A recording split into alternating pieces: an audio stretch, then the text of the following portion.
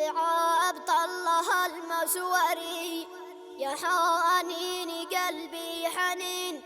بعد أخواني الغاليين طلعت طيبتي عنهم مرت 4 أعياد بي وانا في الزنازين سجين من حزني بكت كل عين يا كم زاد شوقي لكم يا كم زاد شوقي لكم. شيله بعنوان اصلح وضعنا في البلاد واجمع شملنا يا كريم.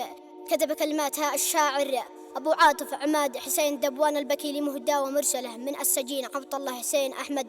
سعد المسوري لجميع أصدقائه وأسرته وهم عبادي علي القاضي وعبد الملك ظفر وعنان عبد الغني المسوري وبشار مجاهد المسوري مديرية مزهر محافظة ريمة. أداء أبو سالم حميد المقدشي هندسة وإخراج الأستاذ شمل الكوماني. مع تحيات تسجيلات الكوماني.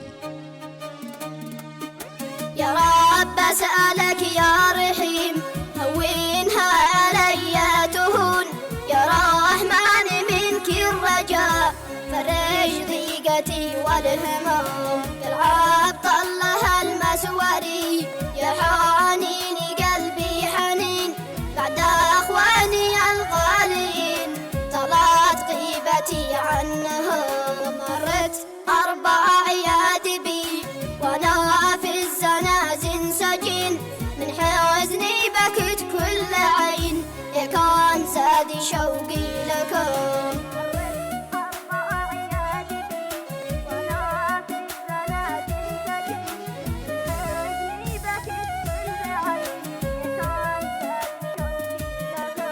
يا اخواني وصيه لكم لازم طاعة الوالدين يكفين قدر بالزمان قد جرعت فيها السموم جارت علي الظروف وتحملتنا بالديون يوم أعلنتنا بالسفر والأقدار حولي تحوم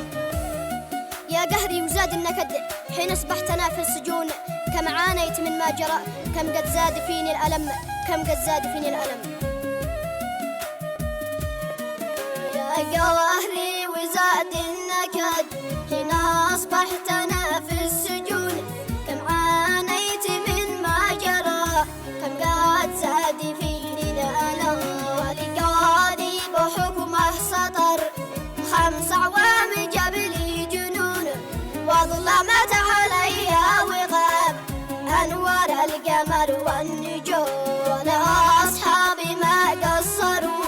جنبي دائما واقفين من عالي عباد السناد درعي دائما والحزام.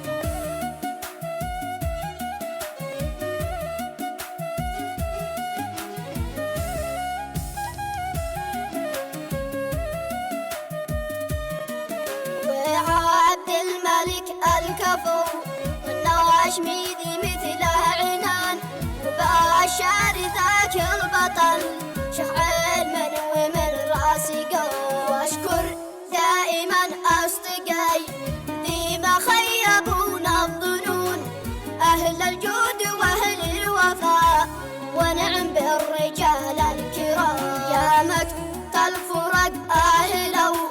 عن شوقي لكم تعلمون ما ظنت يطول الفراق جنبي يوم من دونكم لكن بدعي رب العباد بأمره علينا يكون يصلح وضعنا في البلاد واجمع شملنا يا كريم وآخر قول خاتم الصلاة تغشى سيد المرسلين طه يا شفيع أمته صلواتي عليه والسلام. وآخر قول خاتم الصلاة تغشى سيد